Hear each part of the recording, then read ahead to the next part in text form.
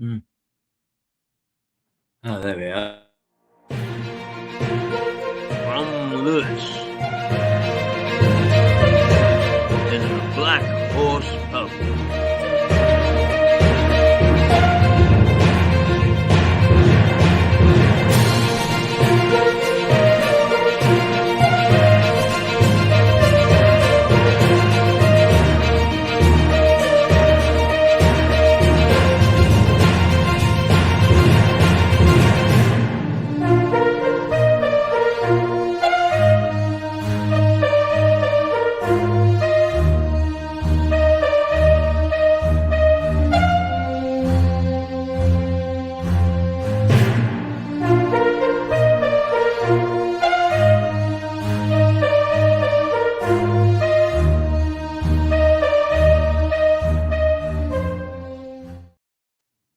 Well, good morning and a slightly stuttery start there to the day. This is Mirador Television broadcasting from the Black Horse Pub in Lewes, East Sussex, the county town. And it's another day, and for the moment it's dry, but it's not going to stay that way. We're going to get some heavy rain a little later. So be prepared. Be prepared. Don't get to be like a drowned rat, as I did the other day, trying hard to keep a doctor's appointment, only to find that it wasn't there. No, the system is not working. And the sooner they come to that realization, it could work. I don't think it's fundamentally flawed. But it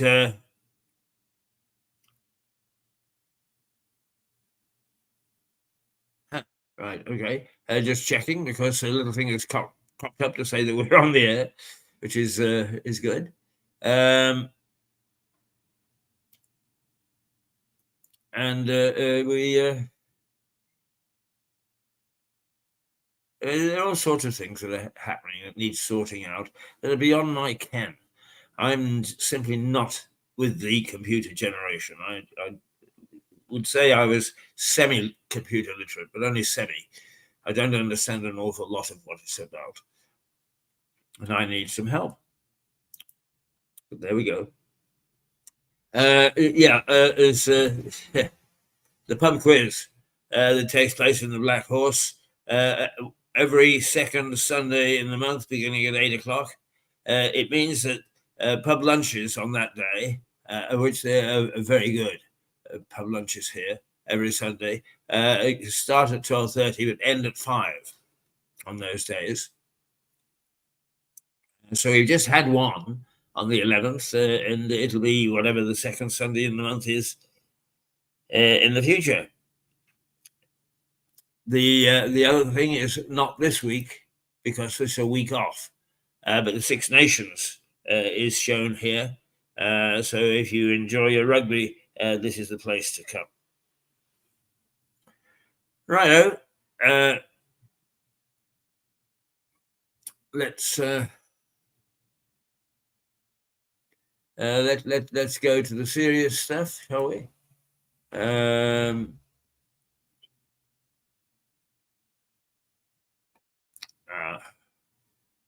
Yeah, I have to take that away. There we go. There we go. There we go. There we go. There we go. And it is the blue hat is prominent, and so it should be. The today is a light day in terms of contributors and correspondence. It's mostly we use our archives to look back, and that's what we will be doing in a little while. Let's look at the newspapers first, though, shall we? Because the Daily Mail is the first paper up. Keir is forced to axe Israel slur candidate. Oh, and there's a picture of Taylor Swift, right? Is kissing her boyfriend who helped win the Super Bowl for the Kansas City Chiefs. A number of Tuesday's newspapers lead with Labour withdrawing support for Rochdale by-election candidate Azhar Ali after his comments on Israel. The Daily Mail says it comes after the paper uncovered more of his anti-Semitic comments. The paper says Mr. Ali, who claimed Israel deliberately allowed Hamas October the 7th massacre of its own people, was suspended from the party pending an investigation. The Mail reports that it had obtained a full audio tape of his comments during a meeting of the Lancashire Labour Party shortly after the 7th of October attacks. The strange thing is that was a theory that was circulating. It wasn't just him. Lots of people were saying that. And I would say that it's open to dispute because nobody has proved one way or the other. And since we tend, as journalists, to like to see proof, I can't get excited about that being anti-Semitic. It can be critical, very critical, of the leadership to say that they would do something like that, but anti-Semitic? I don't think so. All right, The Guardian. Labour cuts ties with Rochdale candidates over Israel comments. The Guardian also leads with Labour's withdrawal of support for Mr. Ali days before voters go to the polls in a key test for Keir Starmer's party. The paper says a local Labour insider said some activists would seriously consider throwing their support behind Simon Danchuk, the disgraced former Labour MP for Rochdale, who was suspended from the party after sending inappropriate messages to a teenager. Oh, dear, they're all at it. I've come to the conclusion that the naughty people are all in one particular social class. That's where it all comes from. Don't hear sort of Joe the Butcher sending naughty messages.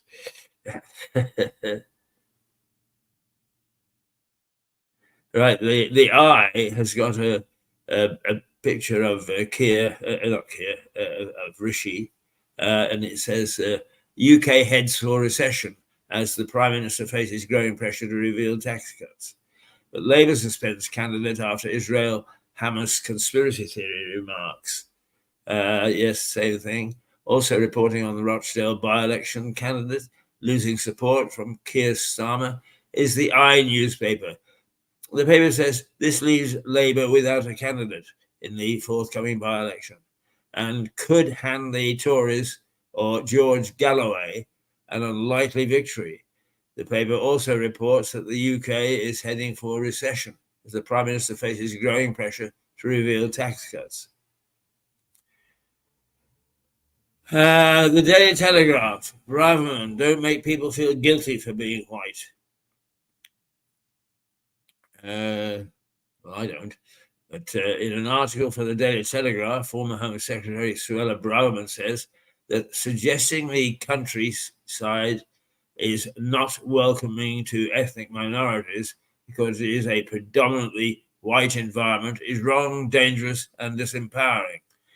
The paper says her comments come after a group of wildlife charities said the countryside was a racist and colonial space where people of colour were often framed as out of place. Oh, God. Anything to stir anything up to make their points instead of being positive about things. The FT. Private equity bosses share rise by $40 billion as assets surge.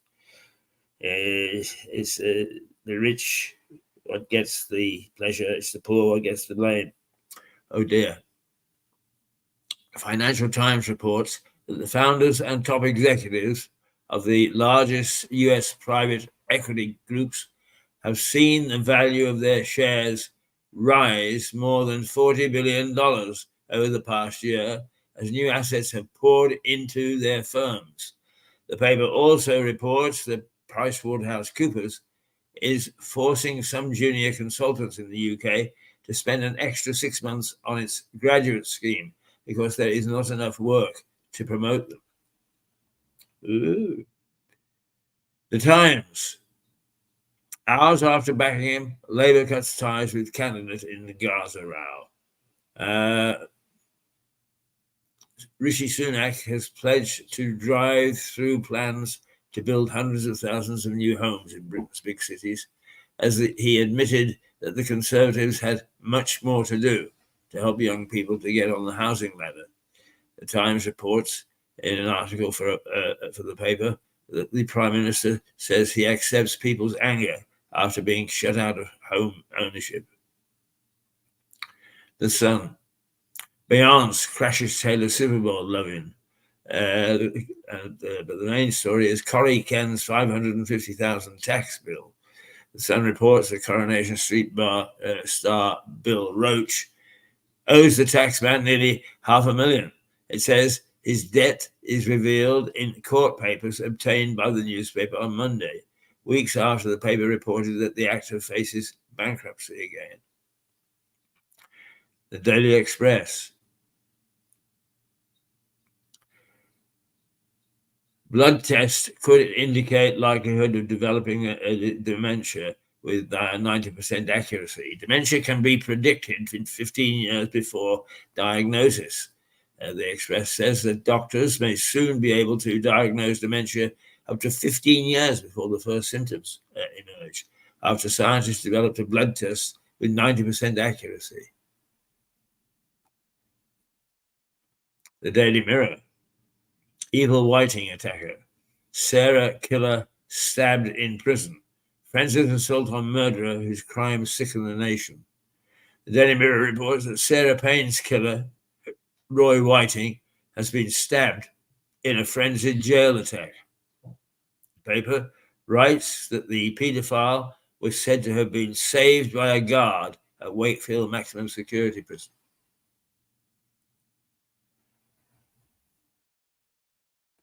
Metro. Schools contract scandal exposed.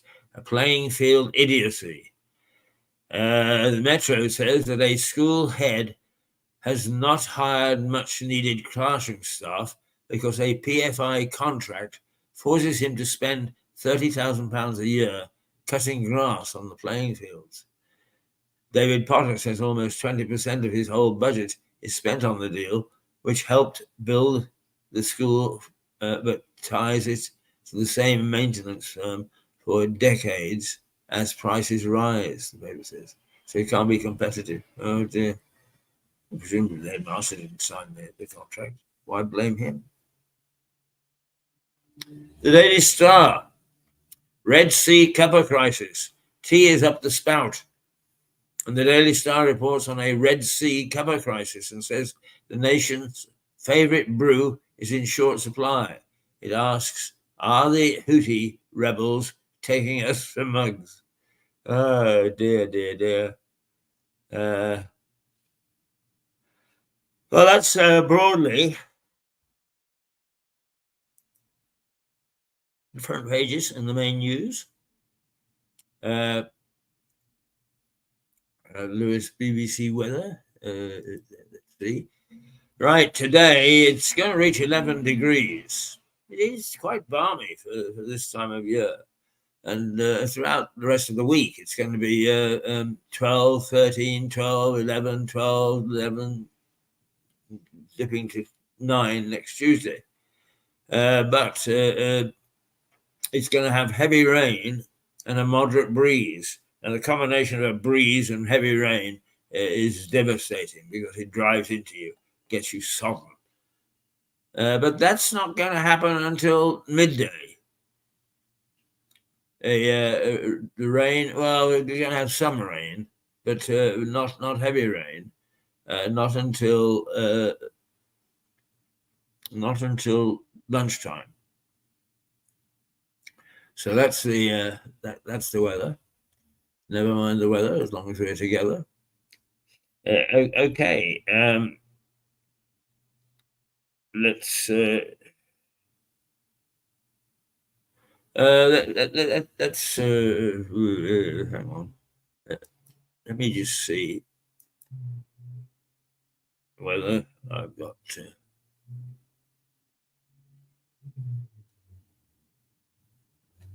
Right. Okay. Yeah. Let's go this route.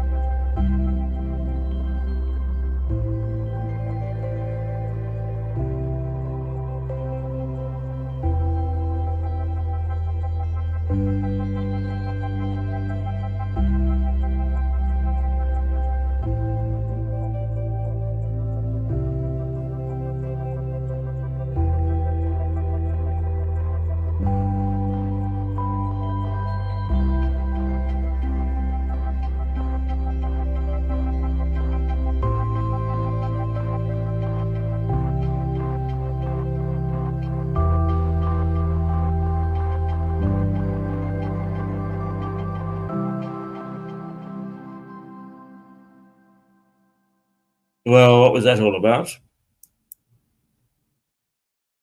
Let's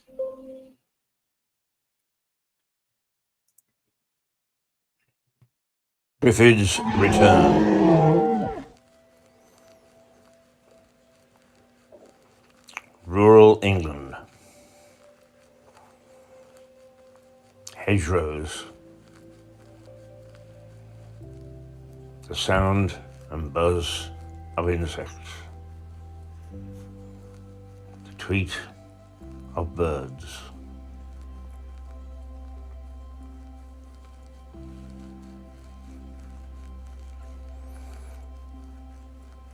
But behind it all are triffids. The triffids were plants that invaded the world in the 1950s. And it was years before they were defeated. But they weren't defeated, they only retreated. The triffids are waiting to see what human weakness will allow them again to invade the earth. Fearsome monsters from outer space. But the real triffids are the computers. The computers undermining man's ability to steer his own destiny. Computers that man has allowed to take over his thinking. Computers which invade every area of our daily life. And the triffids are waiting because they see the weakness. The triffids will pounce the moment they're ready. Mirador Television. Be careful. Watch for the return of the triffids. Well, now, what's that all about? This is a little feature that we're calling the Triffid File. Of course, the Triffids are mythical. At least I think they are. Although they are very good at camouflage. As you drive along, you could be looking at a Triffid. thinking that it's some form of plant. It could easily be a Triffid out exploring, seeing the current state of a play. Could be. But we are dubbing this little segment the Triffid file because we believe that the reliance upon computers totally, the obsession with it, and particularly the obsession with passwords, has gone just too far. We are taking away free will. We are taking away initiative. We're taking away creativity because we're allowing computers to do things for us. And particularly now that we've got artificial intelligence, which literally can do everything for us. Now, in this slot,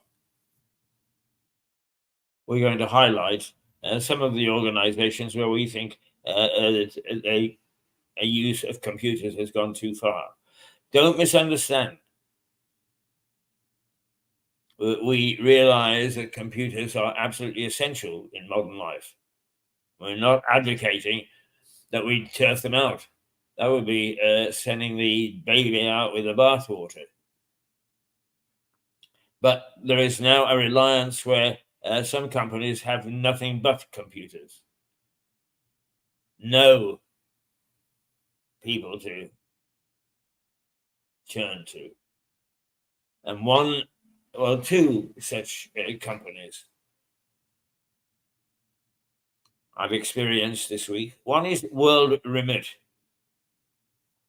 which is an app that will transmit money from your bank account to people overseas in a whole host of companies. First of all, when you go into their website, it can't make up its mind. Sometimes it accepts your password, sometimes it accepts your email, and other times it completely ignores everything. A lot of its services are suspended. They don't bother to tell you. And often they don't work. Their pledge to return money into your bank account if it's not delivered goes unfulfilled. And although they do have human beings, it's much like the doctor's surgery. You are 56th in the queue. Our experts are waiting to talk to you, but you're 56th in the queue. If you make an inquiry of their so-called helpline, you don't get anything back at all. Now, this is a creaking organization.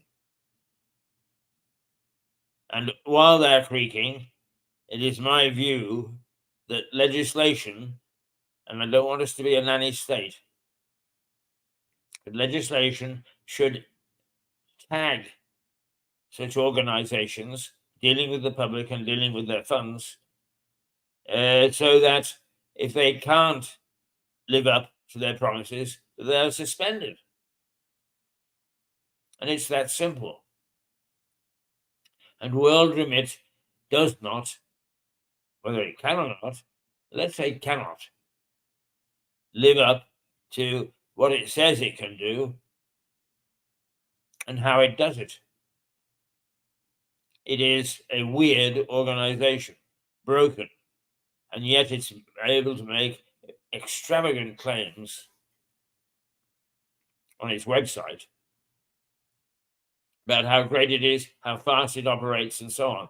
Well, I've tried it several times now, and I found it lacking and wanting.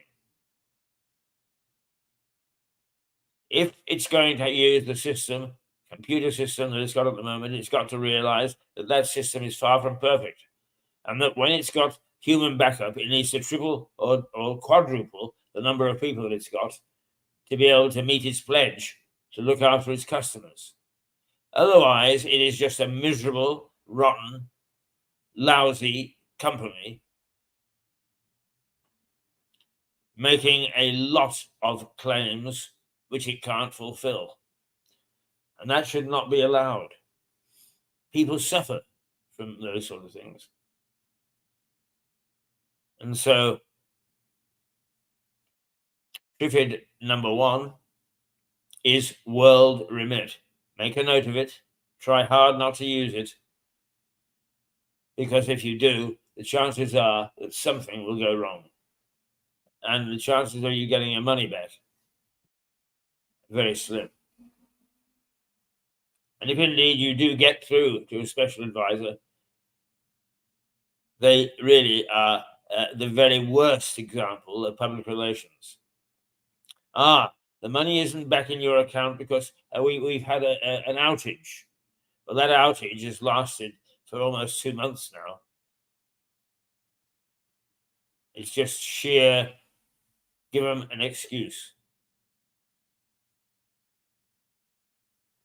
And I'll get somebody to call you back. I don't know the answer to that. I'll get someone to call you back on that. I'm still waiting. It is a poor, poor company. It's badly run, but its computer systems, in which it places such great reliance, are weak. They do not meet any sort of standards or requirements. And as long as that happens, then they should face an inspectorate who can order them to close down. Secondly, closer to home, there is an app called Nextdoor. I've used it extensively. I thought for a while, here is an app that seems to be suitable for purpose and actually operates okay. Alarm bells should have gone, because at one stage it locked me out and I could not get hold of anybody to lock me in again. But it only locked me out on one of my, what do we call them, outlets.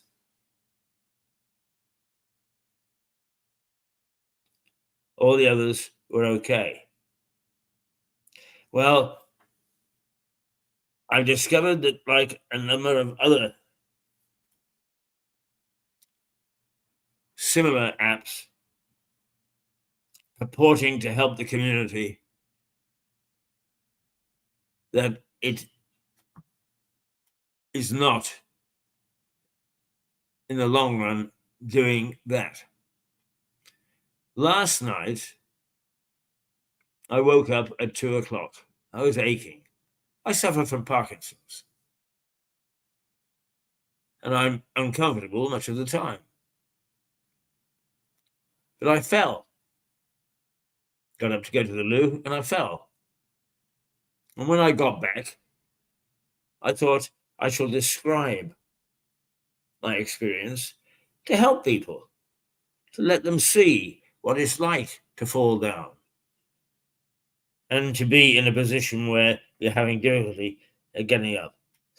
So from 2 o'clock until 4 o'clock, in some pain, I may add,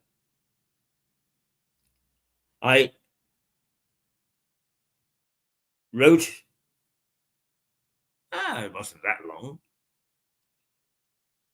blog, a post to put on Nextdoor.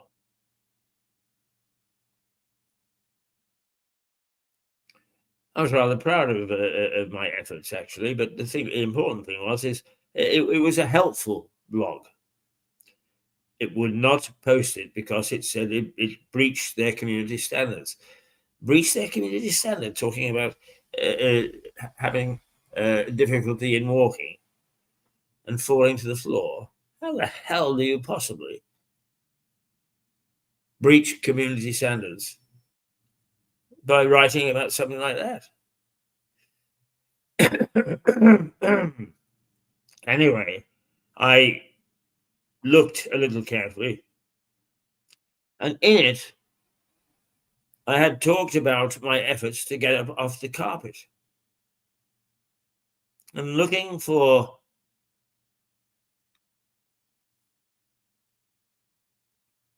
a pseudonym for carpet, I used the word shag, a time-honored word to describe some types of carpet. Whoever wrote the algorithm or logarithm or Googlerithm or whatever the hell they call these things was ill-trained to do so.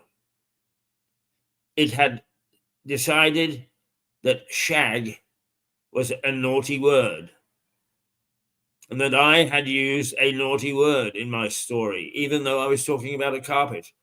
And anybody with a modicum of intelligence and education would have known that. But no, I was guilty from this company of breaching their community standards. Who the hell are they to set up community standards? There should be one simple rule for these blog apps, and that is, if it breaks British law, it's wrong. If it doesn't, it's not. But no, they set up their own rules and regulations as to what community standards is and what breaks them. And carpet breaks them. And that's how ridiculous it gets. Okay, I thought. I'll go back and see whether I can take out the offending word. Well, I couldn't. And then, because I'd taken it back one step, it was deleted. 2 hours of work in some considerable pain on a blog that was intended to help my fellow citizen in the next door community, gone. Next door had seen fit to delete my work. I was furious, absolutely furious. And I decided that I would write a protest. So I did. Ha! God only knows what word I used this time, because it decided that what I'd written was against their community standards, even though it was a perfectly logical note pointing out the illogicality of how they handled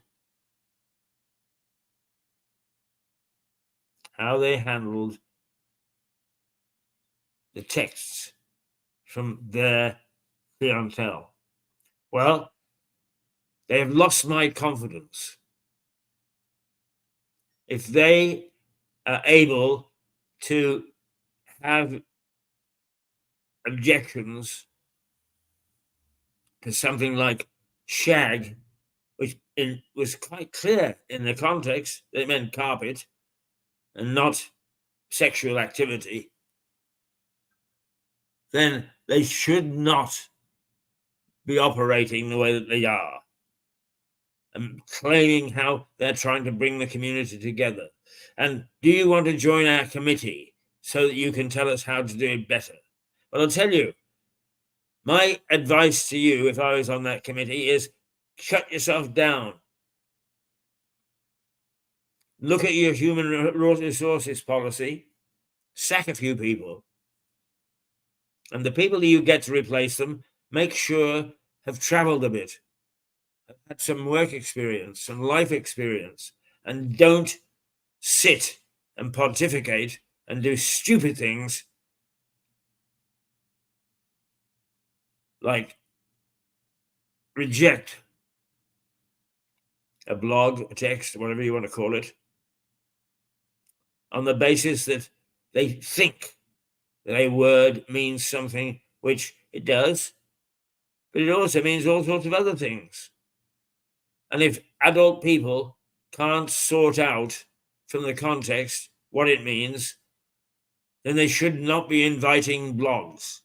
Go away and do something else. Peel potatoes or something.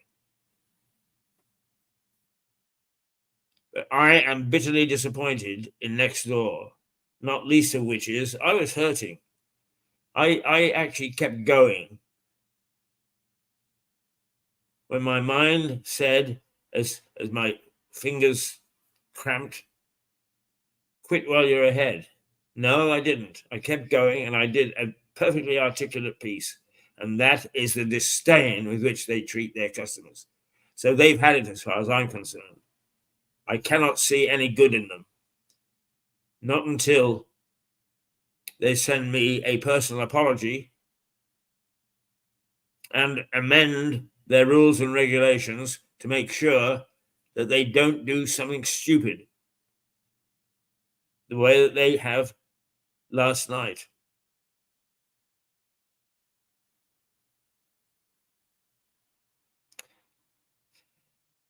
The idiocy that pervades in some businesses, some charities, some welfare organizations like doctors, is that they've abandoned their responsibilities. They've abandoned their ability to react to the fears and worries of their electorate, of their patient list, of their businesses, of their charity lists. They don't pay attention to the very system which they use. And it's incumbent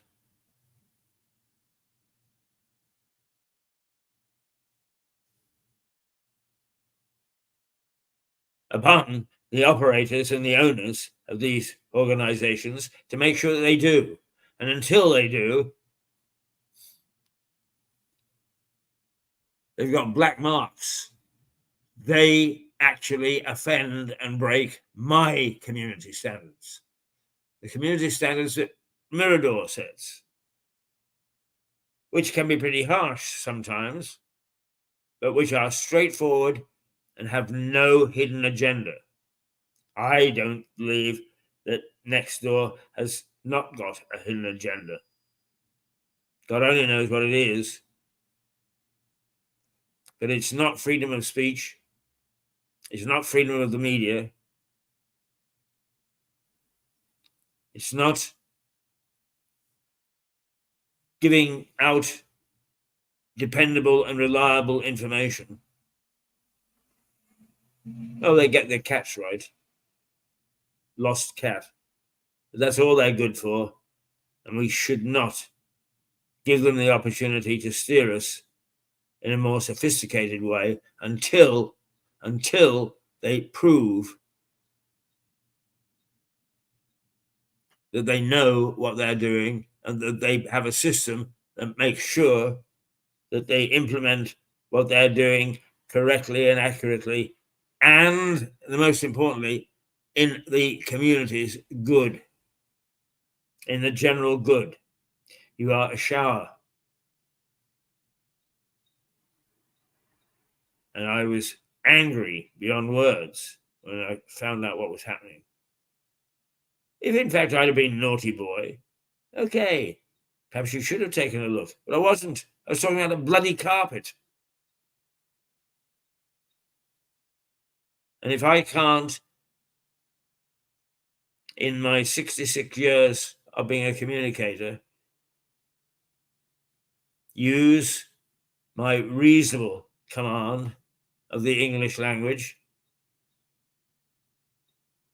then you have taken away a vital part of the freedom of the individual, the rights of man, as we discussed yesterday with the two B's, the rights of man.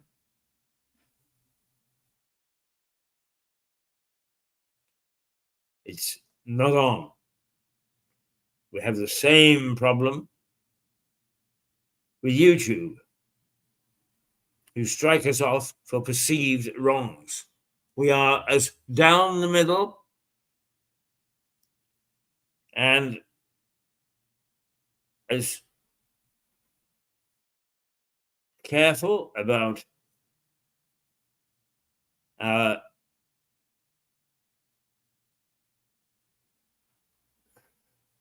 what's the word that we want? Careful about our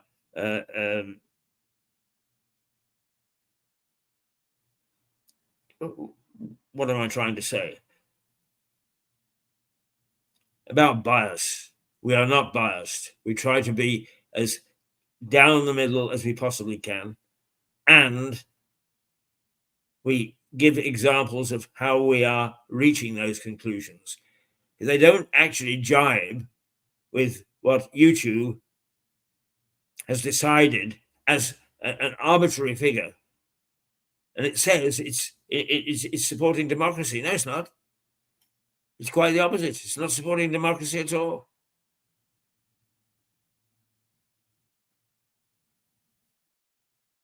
It's way out of bounds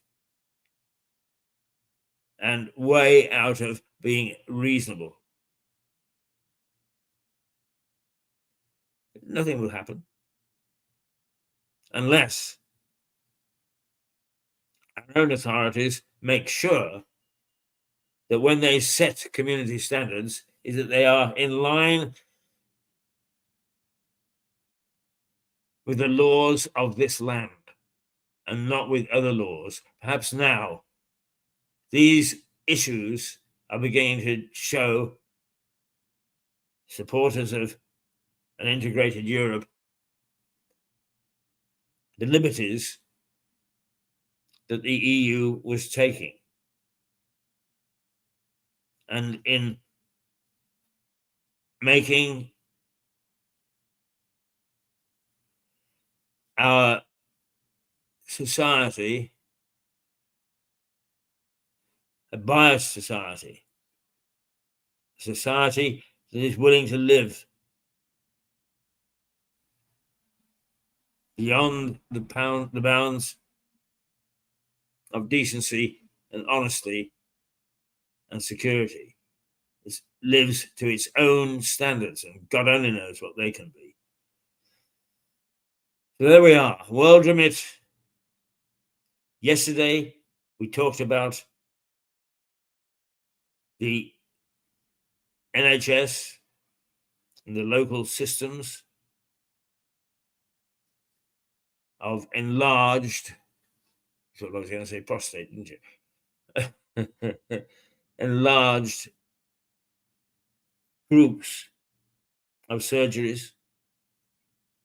Today, we've gone World Remit, who are a shambles, complete and utter disarray, don't do one single thing that they say they set out to do.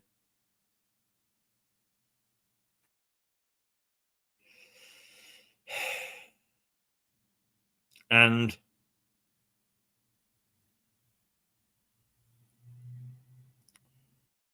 the blog next door. I would expect, before I give next door credence on these programs, we will go with a fair role as influencers, is next door needs to deliver a private and personal apology to me for what is an absolute travesty. Wouldn't have cared so much if they'd have just simply given the blog back to me, but they didn't. They destroyed it. And that is naughty. Okay.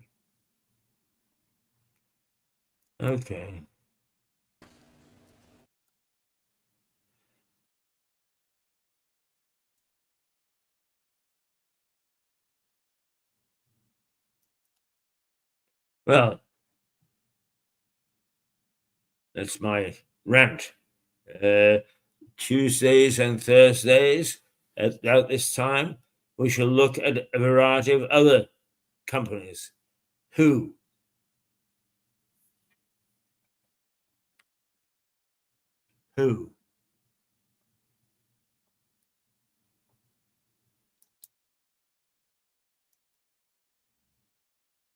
are not performing to what they say they will perform. They are not fit for purpose. Can they be? Perhaps they can redeem themselves. We are not so dogmatic that we say never is for never, but they better get a move on and better start it, because it is shabby, and it makes the sector shabby, and it makes private enterprise shabby, and it makes our economy shabby. The sooner that they get with it and realize that they cannot have 100% dependency on computers, the better. This is the Triffitt report.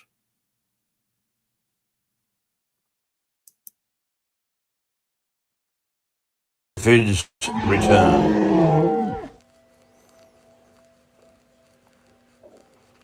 Rural England.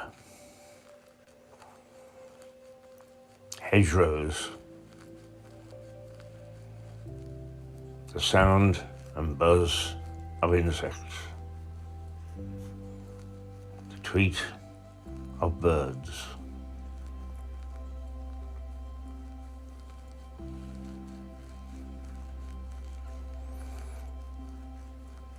But behind it all are Triffid's.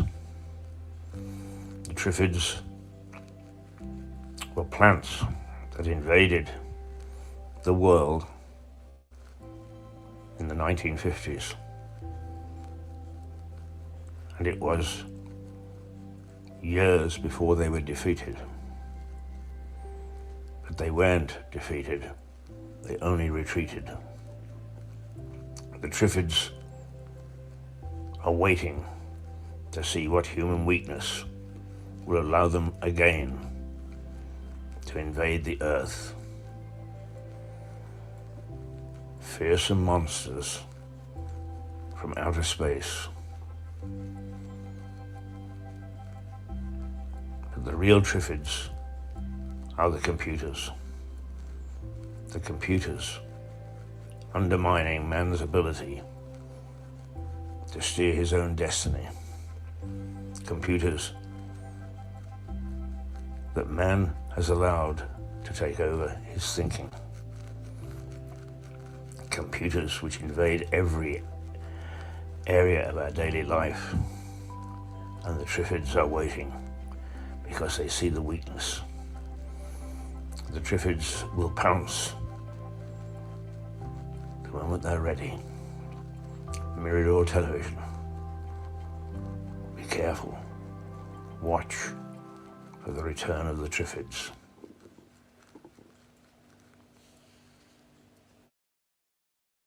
Oh, there you go.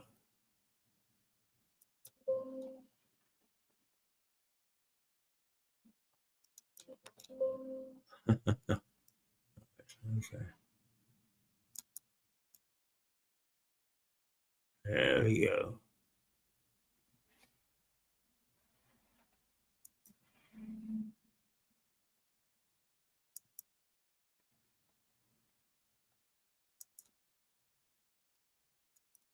There we go. Remove that.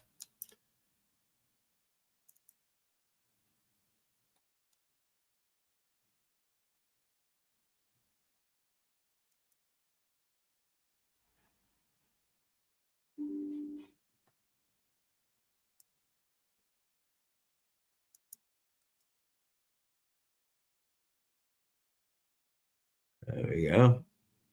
Well, we were going to take a view of some other something else from the archives, But we've actually run out of time. It's 8:52. So we're going to take a break, and then we'll be back in 5 minutes or so with oh dear.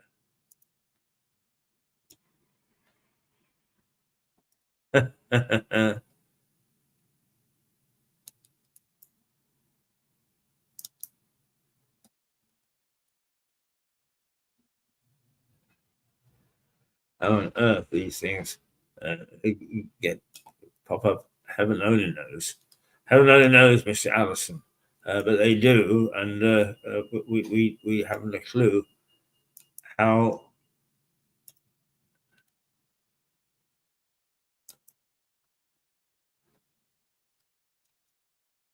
What on earth is going on? We've got pink things all over the place now. I think we better